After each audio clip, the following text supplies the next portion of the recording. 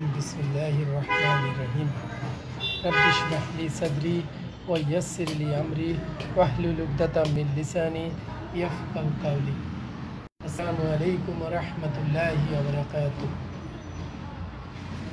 আমার ঢাকা কলেজের একাদশ মানবিক বিভাগের ছাত্ররা, তোমাদেরকে আমার অনলাইন ক্লাসে সুস্বাগত। আশা করি একাদশ মানবিক বিভাগের আমার সুপ্রিয় যে সমস্ত ছাত্ররা তোমরা ইসলাম শিক্ষা বিষয়টাকে তোমাদের পাঠ্য হিসাবে নিয়েছ, তাদেরকে মোবারকবাদ। মহান আল্লাহ সুবহানাহু ওয়া তাআলা আমাদেরকে পুনরায় একত্রে এই ক্লাসটি শোনার যে তৌফিক দিয়েছেন, এজন্য আমরা সকলে মহান আল্লাহ সুবহানাহু ওয়া তাআলার দরবারে কালেমাতুশ শুকর আদায় করি। আলহামদুলিল্লাহ, আল্লাহ সুবহানাহু ওয়া তাআলা আমাদেরকে প্রত্যেককে দুনিয়াতে আল্লাহ সুবহানাহু ওয়া তাআলার নির্দেশিত যে পথ, সে পথে চলার আল্লাহ সুবহানাহু ওয়া তাআলা আমাদেরকে তৌফিক দান করুন, আমিন। তো তোমরা ইতিমধ্যেই হয়তো স্ক্রিনে দেখতে পেয়েছো আজকের আলোচনার যে বিষয়টি, সেটি হচ্ছে ইসলামী অর্থনীতির উৎপত্তি ও ক্রমবিকাশ। যে এই যে ইসলামী অর্থনীতিটা আগের দুটো ক্লাসে আলোচনা করেছি, অর্থনীতির সংজ্ঞা, ডেফিনেশন কিংবা ইসলামী অর্থনীতির উৎস।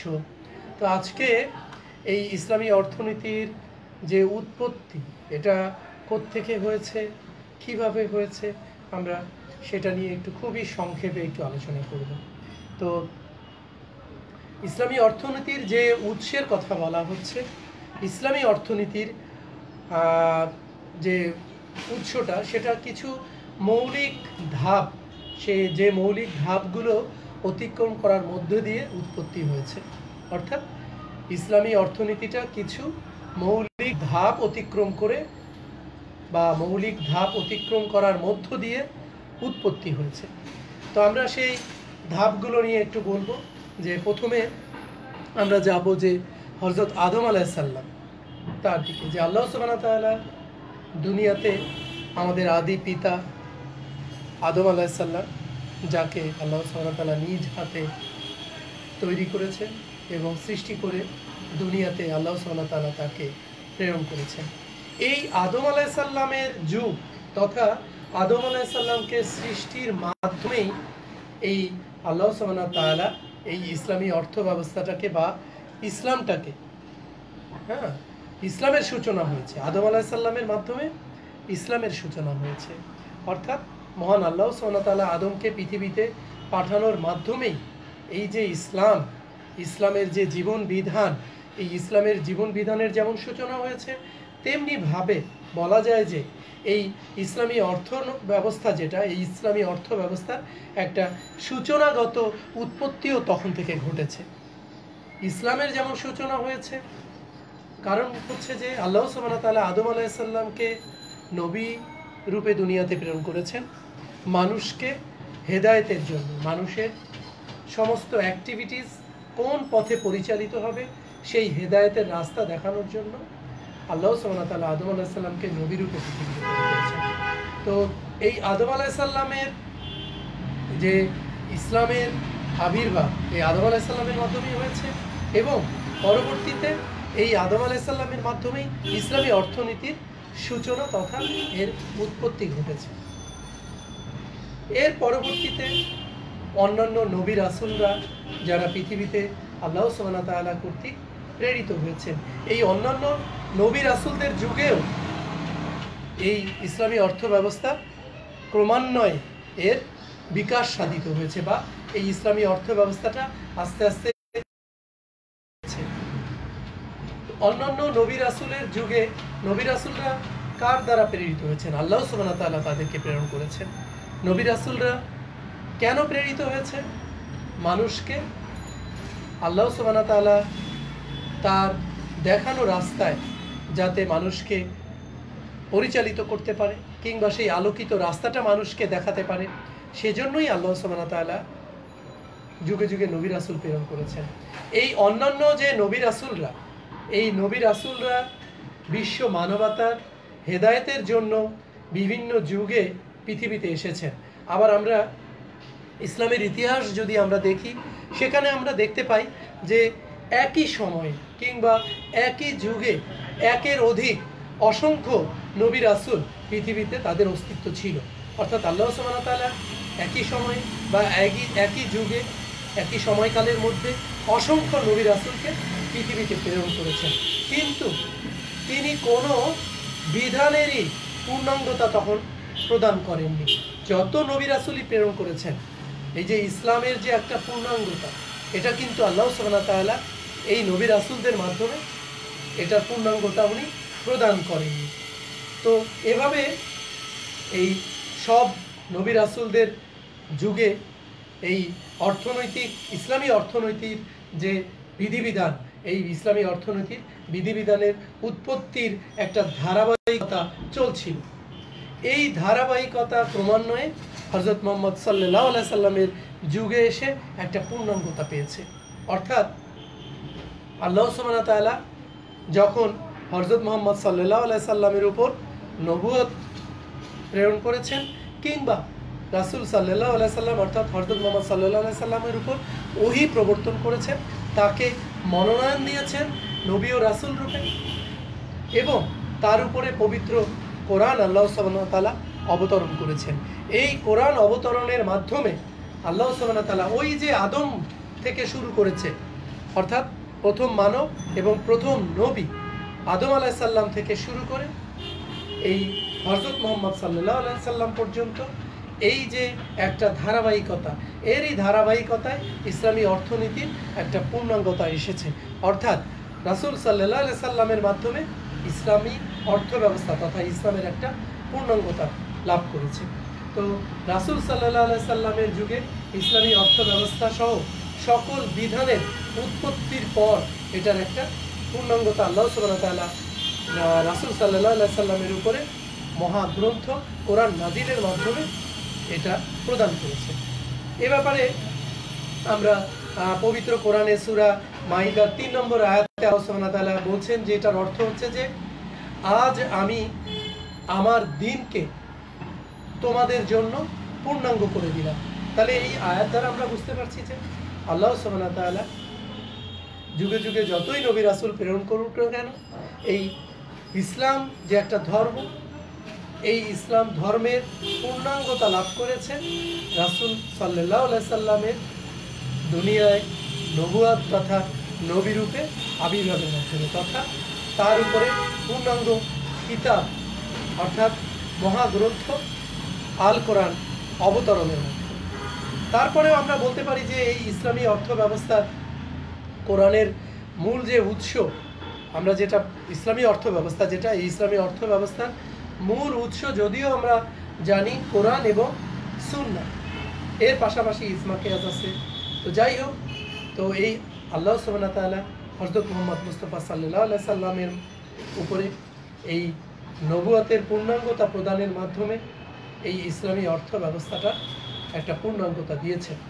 তো এই কোরআনে এই টোটাল অর্থনীতিটা তথা ইসলামী অর্থ ব্যবস্থা কিভাবে পরিচালিত হবে সেটা সম্পূর্ণরূপে এটার ইঙ্গিত দেওয়া রয়েছে, যেটার ধারাবাহিকতা বা যেটার ক্রমবিকাশ পরবর্তীতে আরও বিকাশ সাধিত হয়েছে বা পরবর্তীতে এটা ক্রমবিকাশ ঘটেছে। তো আমরা এই ইসলামী অর্থনীতির যে ক্রমবিকাশ, আমরা এখন একটু সেদিকে আমরা একটু মনোনিবেশ করব যে এই ক্রমবিকাশটা কিভাবে ঘটেছে। ক্রমবিকাশটা পর্যায়ক্রমে ঘটেছে, মহানবী হযরত মুহাম্মদ সাল্লাল্লাহু আলাইহি সাল্লামের যুগে ঘটেছে। তখন যে কোনো বিষয়ে কোনো সমস্যার উদ্ভব হলে তাৎক্ষণিক রাসূল পাক সাল্লাল্লাহু আলাইহি সাল্লাম এর সমাধান দিতেন। আল্লাহ সুবহানাহু ওয়া তাআলা তাকে এই রাসূল সাল্লাল্লাহু আলাইহি সাল্লামের যুগে স্বয়ং রাসূল সাল্লাল্লাহু আলাইহি সাল্লাম এই ইসলামী অর্থ ব্যবস্থা বা তাৎক্ষণিক যে সমস্ত সমস্যার উদ্ভব হতো সেগুলোর সমাধান দিতেন। রাসূল সাল্লাল্লাহু আলাইহি সাল্লামের যুগের পরে আমরা জানি সাহাবীদের যুগ। এই সাহাবীদের যুগেও তারা যেহেতু আল্লাহ রাসূল সাল্লাল্লাহু আলাইহি সাল্লামের ওই প্রাপ্ত কোরআন তারা নিজেরা রপ্ত করেছেন, পাশাপাশি আল্লাহ রাসূল সাল্লাল্লাহু আলাইহি সাল্লামের সাহচর্য পেয়েছেন এবং আল্লাহ রাসূল সাল্লাল্লাহু আলাইহি সাল্লামের সুন্নাহকে তারা ধারণ করছেন, লালন করছেন, প্র্যাকটিস করছেন এবং আমল করছেন। তো এই সাহাবীদের যুগেও এই ইসলামী অর্থ ব্যবস্থাটা এটা ধারাবাহিকভাবে চলছিল, কিন্তু এটা কোনো পুস্তক আকারে কিংবা শাস্ত্র আকারে কিংবা কোনো গ্রন্থাগারে বই আকারে এটা রূপ লাভ করেনি। এর পরবর্তীতে তাবিঈদের যুগ এসেছে। তাবিঈদের যুগেও এই ইসলামী অর্থ ব্যবস্থাটা বা ইসলামী অর্থনীতি নিয়ে কোনো বই কিংবা কোনো শাস্ত্র কিংবা কোনো কিতাব সেভাবে লিখিত হয়নি। তারাও ওই সাহাবীদেরকে যেটা আমল করতে দেখেছে, যেভাবে করতে দেখেছে, তারাও সেভাবে করেছে। এর পরবর্তীতে এই তাবিঈদের যুগ কিংবা তারপরে আমরা উম্মতি মুহাম্মদীর যুগ, এই সময়কালে বিভিন্ন মুসলিম মনীষীরা এই ইসলামী যে অর্থনীতিটা, এই ইসলামী অর্থনীতিটার ক্রমবিকাশের ক্ষেত্রে তারা অসামান্য অবদান রেখেছেন এবং তারাই এই ইসলামী অর্থনীতির বিভিন্ন শাস্ত্র কিংবা কিতাব কিংবা এটাকে কোনো বই আকারে রূপদান করেছে। তো আমরা এখন এই বিভিন্ন মুসলিম মনীষীরা কিভাবে এই ইসলামী অর্থনীতির বা অর্থশাস্ত্রকে বা অর্থশাস্ত্রের ব্যাপারে তারা অবদান রেখেছেন, আমরা একটু এখন সেদিকে পর্যালোচনা করব। বিভিন্ন মুসলিম মনীষী ও ফকিগণের তাদের প্রচেষ্টা, তাদের পরিশ্রম, তাদের গবেষণা এবং তাদের পর্যালোচনার মাধ্যমে ইসলামী অর্থনীতির একটা বিকাশের পথ সুগম হয়েছে। তা আমরা এই যে মুসলিম মনীষী বা ফকিহ যারা ইসলামী অর্থনীতি নিয়ে গবেষণা করেছেন, এই তাদের সবার ব্যাপারে তো আর আলোচনা করা সম্ভব নয় স্বল্প সময়ে। তাদের মধ্যে মুষ্টিমেয় বা উল্লেখযোগ্য যারা বেশি অবদান রেখেছেন এরকম কিছু মনীষী ও ফকিদের কিছু অবদান নিয়ে আমরা একটু আলোচনা করব। তো এরকম কিছু মনীষী বা ফকিহ যাদের নাম না বললেই নয়, এমন একজন মনীষী হচ্ছেন ইমাম আবু ইউসুফ রহমতুল্লাহ। এই ইমাম আবু ইউসুফ রহমতুল্লাহ তিনি সর্বপ্রথম ইসলামী অর্থনীতির উপর স্বতন্ত্র একটা গ্রন্থ প্রকাশের উদ্যোগ গ্রহণ করেছেন।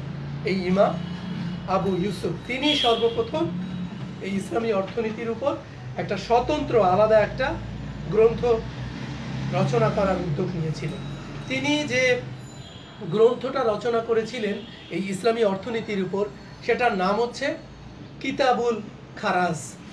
এই কিতাবুল খারাজ নামে ইসলামী অর্থনীতির উপর তিনি একটা গ্রন্থ রচনা করেছেন, যেটা ইসলামী অর্থনীতির অন্যতম এবং প্রথম একটা লিখিত গ্রন্থ। এর পরবর্তীতে ইমাম আবু ইউসুফ রহমতুল্লাহের ধারাবাহিকতা যিনি বজায় রেখেছেন বা তার পর্যায়ক্রমে তার ধারাবাহিকতাকে যিনি অক্ষুণ্ণ রেখেছেন, তিনি হচ্ছেন ইমাম মোহাম্মদ রহমতুল্লাহ, যাকে ইমাম মোহাম্মদ বিন হাসান নামে অনেকে চিনেন। এই ইমাম মোহাম্মদ বিন হাসান রহমতুল্লাহ তিনি একটি গ্রন্থ রচনা করেছেন যার নাম হচ্ছে কিতাবুল আল আসল। তিনি এই গ্রন্থের মধ্যে ইজারা মানে হচ্ছে ভাড়া, তিজারা মানে হচ্ছে ব্যবসা এবং মুজারা মানে হচ্ছে কৃষি। এই ইজারা, তিজারা, তারপরে মুজারা, এরকম বিভিন্ন বিষয় সহ ইসলামী অর্থনীতির বিভিন্ন বিষয় নিয়ে তিনি এই গ্রন্থে আলোকপাত করেছেন। এই কিভাবে ভাড়া দিতে হবে, কিভাবে ব্যবসা করতে হবে, কিভাবে কৃষির বিষয়টা সলিউশন হবে, হ্যাঁ, এই সমস্ত বিষয়গুলো তিনি সেখানে আলোচনা করেছেন।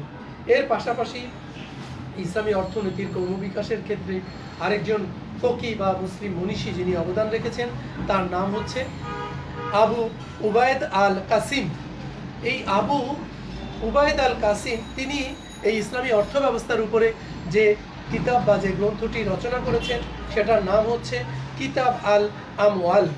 এই কিতাব আল আমওয়ালের মধ্যে তিনি যে বিষয়গুলো স্পেসিফিক আলোচনা করেছেন অর্থনীতি সংক্রান্ত, সেটা হচ্ছে জাকাত, খুমুস, উশর, খারাজ, ফাই, জিজিয়া, এরকম প্রভূত বিষয় নিয়ে বিভিন্ন বিষয় নিয়ে এই আবু উবায়দ আল কাসিম এই তার প্রণীত কিতাব আল আমওয়াল নামক যে গ্রন্থটি একটা স্বতন্ত্র অর্থ ব্যবস্থার উপরে তিনি রচনা করেছেন, সেখানে একেবারে এই বিষয়গুলো নিয়ে তিনি একেবারে সুস্পষ্টভাবে তিনি আলোচনা করেছেন এবং মতামত তিনি প্রদর্শন করেছেন।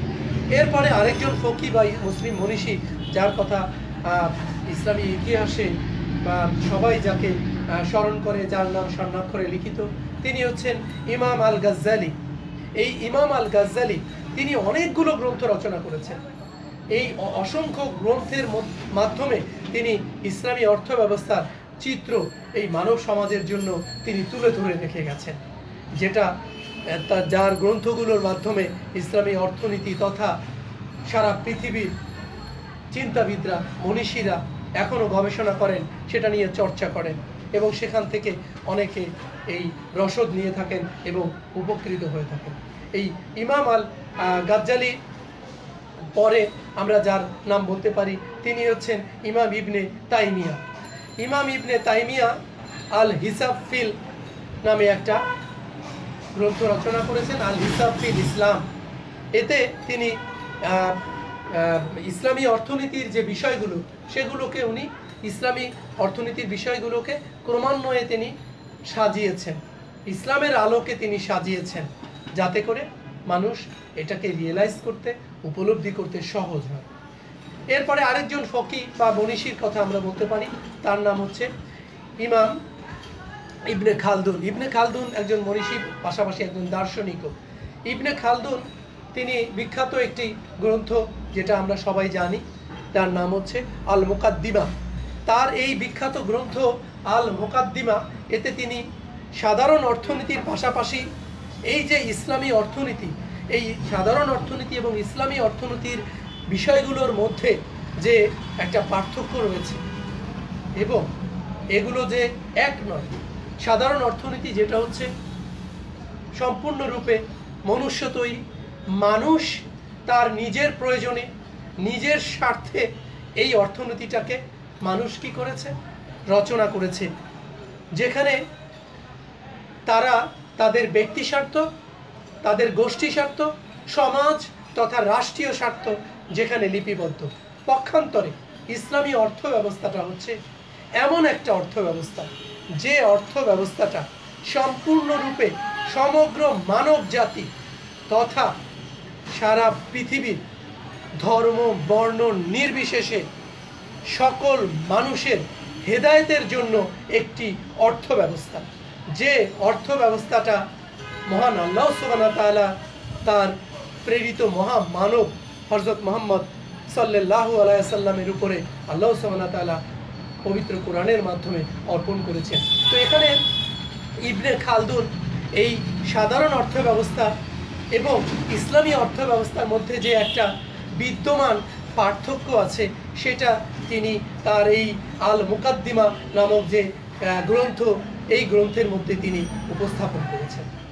আমরা এখন এই ইসলামী অর্থনীতিতে যে আরও কিছু ফকি তথা মুসলিম মনীষী যারা অসামান্য অবদান রেখেছেন, সেটা হচ্ছে আমরা সেটাকে বলতে পারি যে এই আধুনিক যুগে, বর্তমান আধুনিক যুগে এসে যে সমস্ত ফকি তথা মুসলিম মনীষীরা যারা এই ইসলামী অর্থনীতিতে অসামান্য অবদান রেখেছেন, এরকম কিছু মনীষীর নাম না বললেই নয়, যাদের অবদান অনস্বীকার্য।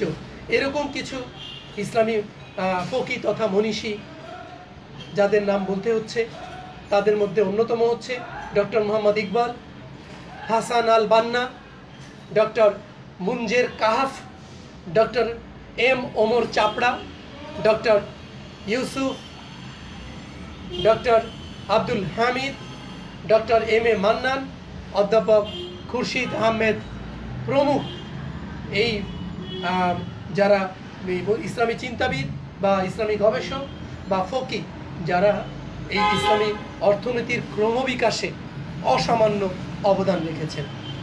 তো আমরা আজকে আমাদের এই ইসলামী অর্থনীতির উৎপত্তি এবং ক্রমবিকাশ কিভাবে হয়েছে, আমরা কিভাবে এই বর্তমান পর্যায় পর্যন্ত ইসলামী অর্থ ব্যবস্থাটা এসেছে, আমরা সেটা সম্পর্কে একটু ধারণা আশা করি তোমাদের সামনে আমি উপস্থাপন করতে পেরেছি।